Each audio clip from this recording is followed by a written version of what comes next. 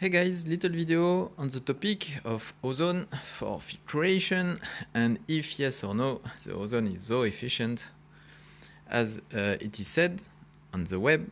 So to remind you, this one has been stopped, no ozone, and I added some wood, driftwood, in order to increase the coloration of the water. So typically this is what you can see here, plop, plop. And you can see the color is red. Just the point of this video, this is to show you how you can set up something like the perfect ozone reactor. Currently, the perfect one that I know how to do it. We will put it here in the sump. So it's a nice way also in this little corner over there. And this is a nice way to see the complete filtration system open, as you can see, with all the smart plug and so on.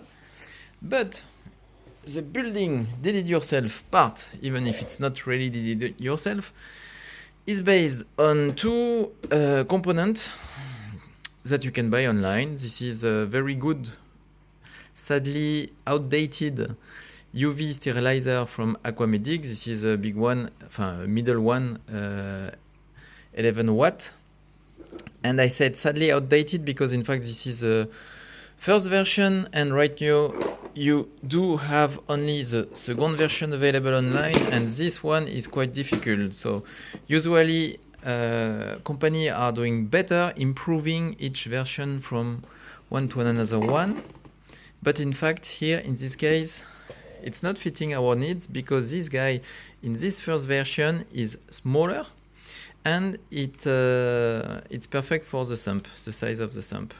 After that, you can use, this is a CO2 reactor from Serra. It's maybe 2 years ago that it did appear on the market, 1-2 years.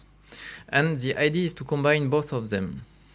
And of course, this combination is not existing yet on the market, even if I'm trying to contact and to explain to the company, like typically Aquamedic, because it's one of my favorite brands, that they could set up or propose such kind of combination.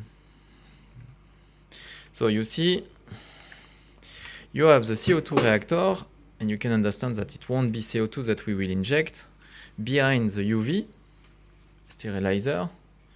Okay, it can stand this way. Perfect. So here you have the ozone coming in the system. Here you have the input of the water. You are the contact, not the mixing, but let's say it's the contact between water and ozone. This is here with O3 in it. It's a ozone generator from Aquamedic generating it. You have a air pump ozone generator, and then it's come here in this CO2/ozone reactor. Okay, you get it? After that, the water is coming out of the system, back in the UV. You have water and air, because you have some injected air/ozone coming in the system. So you have water and air coming here. And the UV is sterilizing the water, of course, but in fact, very good to know, the UV is neutralizing the ozone. So thanks to the UV, outside of the system, you have water without oxidative capability so high. It has been neutralized. The water is not so aggressive for living system, for livestock, sorry.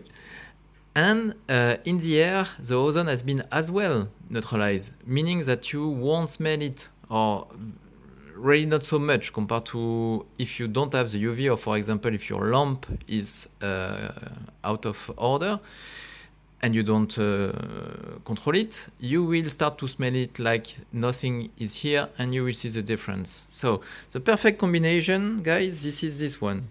You have the ozone, you can use the ozone, it's not aggressive, it's not something crazy, it's something that in the hospital they use to sterilize a room, for example, or utensil. And after that, in order to neutralize, the easiest way just to use the UV sterilizer to neutralize air and water, and after that you go back in your filtration system. And this is what I will install here in this corner, and we will see in 1 week or 2, or maybe less, the effect of this ozone reactor. So guys, that's all for today. Hope everything is going fine.